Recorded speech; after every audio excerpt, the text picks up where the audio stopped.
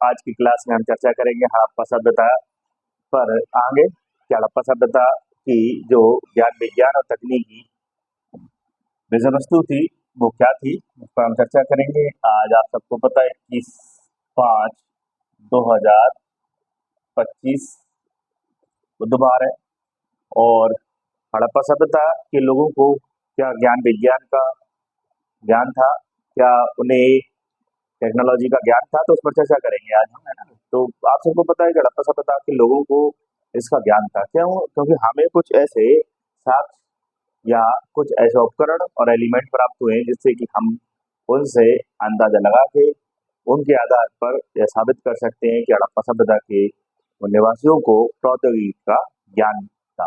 प्रौद्योगिकी किसे कहते हैं?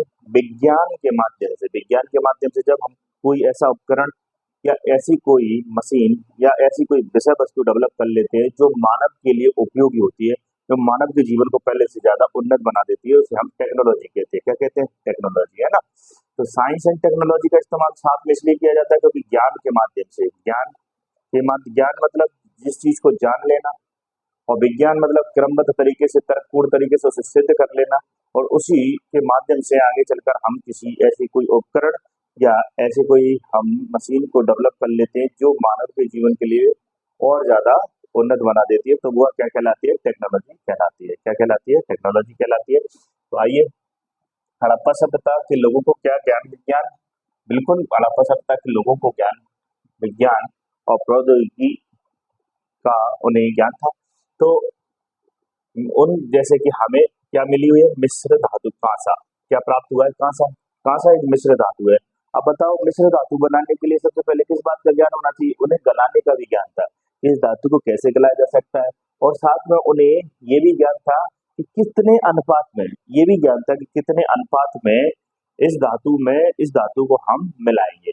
तो बहुत महत्वपूर्ण बात है कि उन्हें हड़प्पा वासियों को धातु को मिश्रित बनाने का, अर्थात धातु को गलाने का, और उसमें कितनी मात्रा में उस धातु को मिलाना है, इसका ज्ञान था। साथ में ये सबसे बड़ी बात है कि उन्होंने तांबे और कांसे से इस्तेमाल करके तीर बनाए, रथ बनाए, भाले बनाए, और अन्य उपकरण बनाए, बर्तन बनाए, सेल, उन्होंने मोहरें बनाई।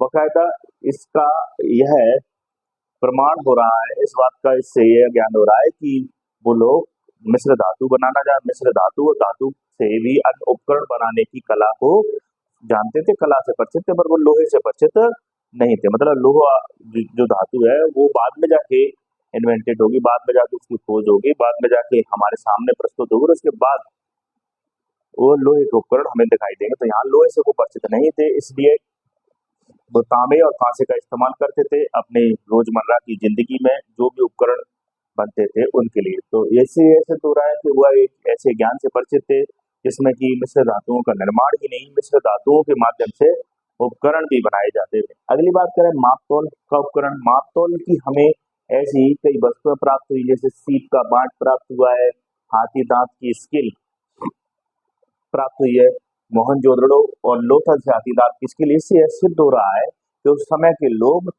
जो माप तौल करने या किसी चीज का मेजरमेंट करना हो तो उसके भी उन्हें उपकरण निर्मित कर लिए थे, और वह इस ज्ञान से भी परिचित थे। आगे चलते हैं, मन के बनाने की कला, मतलब मोती इतने प्रसिद्ध थे कि भारत में जो भी चौहोदड़ों में, लोथल में मोती बनते थे, कारखाने थे, उन कारखानों से मोती देश विदेश में जाया करते थे। तो मोती भी बनाना अपने आप में एक महत्वपूर्ण कला मानी जाती है, और वो इतनी सुंदर मोती बनते थे कि देश विदेश में उनकी मांग हुआ करती थी। तो लोथल और चौहोदड़ों से हमें मोती बनाने के कारखाने और मोती बनाने के वो उपकरण और मोती प्राप्त हुए। अगली बात, शल्य चिकित्सा से भी परिचित थे, मतलब वो सर्जरी भी करना जानते थे। हमें एक मनुष्य की खोपड़ी में 6 छेद मिले हैं, और 6 छेद किसी की खोपड़ी में ऐसे तो करेंगे नहीं, कहीं ना कहीं उसके जो सिर में कोई बीमारी रही होगी, कोई समस्या रही होगी, उस बीमारी या समस्या का समाधान वहाँ किया होगा। बकायदा उसकी शल्य चिकित्सा करके कालीबंगा से हमें से एक खोपड़ी प्राप्त हुई है। मूर्ति कला, सोचो आप, मूर्ति भी बनाना जानते थे। उनका ये द्वारा ऐसी विज्ञान या ऐसी टेक्नोलॉजी डेवलप कर ली थी जिसके माध्यम से वो मोहनजोदड़ो से हमें नर्तकी की मूर्ति मिली है, कांसे की, पशुपतिनाथ की चकोटी विधि और लुप्त मोम विधि से वो क्या बनाते थे? मोम विधि से वो मूर्तियां बनाना भी जानते थे, वो धातु की भी मूर्ति बनाते थे और मूर्तियों के बनाने की भी उनके पास कला हुआ करती थी। आगे चक्कियां उनके पास आटा पीसने की भी चक्कियां थी, पत्थर की ऐसी चक्कियां थी जिससे कि वो गेहूं पीस सके, अनाज को पीस सके, है ना। अगली बात करते हैं व्यवस्थित नगर। सबसे महत्वपूर्ण उनके पास टेक्नोलॉजी जो थी वो क्या थी, आवास को कैसे निर्मित किया जाए पर्यावरण के अनुकूल और मजबूत। दूसरी बात, उन्होंने आवास के अलावा दुर्ग भी बनाने की कला को जाना और दुर्ग भी बनाए। वे प्राचीर बड़ी बड़ी हमें देखने को स्नानागार के साथ अन्नागार के साथ हमें मिलते हैं, अर्थात वो बियर हाउस बनाना, बड़े बड़े स्नानागार बनाना और दुर्ग और अच्छे पर्यावरण अनुकूल मजबूत और सुरक्षित आवास बनाना भी वो जानते थे। इससे यह हमें ज्ञान मिल रहा है, इससे इस बात का प्रमाण मिल रहा है कि वो लोग आवास विज्ञान से भी, आवास विज्ञान की कला से भी परिचित थे। और हम आज बात करते हैं सड़कों की, तो समकोण पर काटने वाली चेस बोर्ड पद्धति पर आधारित उनको सड़क निर्माण की कला का भी ज्ञान था। बोलो कि किस प्रकार से परिवहन या परिवहन संचार को हम सुचारू बनाए रखें, इसके लिए उन्होंने जो सड़कें बनाई, उन सड़कों से हमें अंदाजा लगा सकते हैं कि चेस बोर्ड पद्धति की ये सड़कें कहीं ना कहीं उनके द्वारा जो ज्ञान विकसित किया गया वो उसका एक प्रमाण थे। मोहर शैल छड़ी का इस्तेमाल मोहर निर्माण में, जिसमें कि मोहरों पर पशु पक्षी के चित्रों का हमें अंकन दिखाई देता है, तो शैल कड़ी का इस्तेमाल। ये मोहर भी कैसे बनेगी, किस प्रकार की बनेगी, वर्गाकार बनेगी आयताकार, तो वर्गाकार और आयताकार मोहरें बनती थी, उस पर किस पशु का कैसे अंकन होगा, ये भी एक तरीके से कला थी उनको ज्ञान विज्ञान की। साथ में इन्हें मौसम का भी ज्ञान था। ऐसे कई हमें साक्ष्य मिले कि हमें किस समय किस दिशा में यात्रा करनी है, तो ग्रह नक्षत्रों का भी ज्ञान था इन्हें कि हमें इस समय इस क्षेत्र में, मतलब ये लोग कहाँ जाते थे बताइए, ये लोग समुद्री यात्रा करते थे, समुद्री यात्रा, और इसी समुद्री यात्रा से ये क्या करने जाते थे, व्यापार। और इसके साथ हमें कहाँ से मिलते हैं बताइए, एक शब्द आता है मेलुआ। क्या शब्द आता है, मेलुआ। और ये मेलुआ शब्द किससे संबंधित है, मेसोपोटामिया।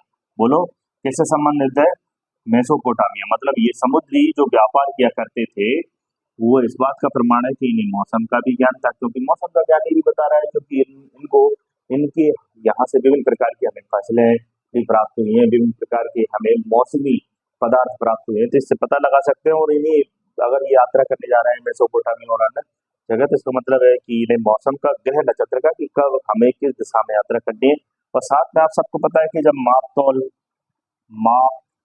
तौल की इकाइयां प्राप्त हो रही है ना, समकोण पर काटती सड़कें प्राप्त हो रही हैं, हमें स्केल प्राप्त हो रही है, हमें बाट प्राप्त हो रहा है, तो इससे हम अंदाजा लगा सकते हैं। और हमें मिश्र धातु बनाने की जो मात्रा अनुपात का ज्ञान का प्रमाण मिल रहा है, तो इससे पता चल रहा है उन्हें गणित का भी ज्ञान था। तो अब आपको मुख्य परीक्षा में प्रश्न आ जाए तो आप कैसे लिखेंगे, सबसे पहले तो हड़प्पा सभ्यता की खोज 1921 में आप लिख सकते हैं कि 1921 में राखलदास बनर्जी ने, 1922 में आप 1921 में सॉरी दयाराम साहनी ने, और 1922 में राखलदास बनर्जी ने हड़प्पा सभ्यता की खोज की। तो 1921 और 22 के समय से परिचित कि भाई इसका टाइम पीरियड ये है, और ये त्रिभुजाकार आकृति में फैली हुई थी। और इसके पश्चात आज अपनी मुख्य बात पर, मुख्य बात की इनकी हड़प्पा सभ्यता की जो प्रौद्योगिकी थी, टेक्नोलॉजी, उसमें क्या क्या मौजूद था। तो मिश्र धातु बनाने की एक पॉइंट आपका ये हो गया, दूसरा पॉइंट माप तौल के उपकरण, तीसरा पॉइंट मन के बनाने के कारखाने, चौथा पॉइंट आपका, फोर्थ पॉइंट क्या हो गया, शल्य चिकित्सा।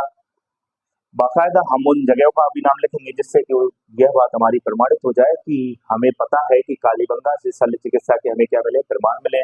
मूर्ति कला, फिफ्थ पॉइंट हो गया। सिक्स पॉइंट, वो चक्कियां आटे की पत्थर की मिलती है जिससे कि पीसने के काम आती थी। सातवां पॉइंट, सेवन पॉइंट हमारा व्यवस्थित है। अगर 8 पॉइंट परिवहन को सुचारू रूप से बनाए रखने के लिए समकोण पर काटती सड़कें मौजूद। 9th पॉइंट, मोहरें जो कि शैल कड़ी से बनाई जाती थी, इन पर पशु पक्षी का अंकन। और 10th, मौसम का ज्ञान। 11, ग्रह नक्षत्र का। और 12, गणित का ज्ञान। तो ये इतने पॉइंट काफी हैं। कभी प्रश्न आपको आ जाए कि बताइए हड़प्पा सभ्यता वासियों के पास टेक्नोलॉजी का ज्ञान था, तकनीकी ज्ञान विज्ञान से क्या वो परिचित थे? यस, वो परिचित थे, तभी तो उन्होंने एक व्यापारीकृत नगरीकृत सभ्यता का विकास किया, जिसने लंबे समय तक विभिन्न देशों के साथ व्यापार ही नहीं किया, बल्कि वो अपनी पहचान को और अपने अस्तित्व को भी बनाए रखी। तो अगली क्लास में फिर मिलेंगे, तब तक के लिए जय हिंद, धन्यवाद, खुश रहिए, मुस्कुराते रहिए।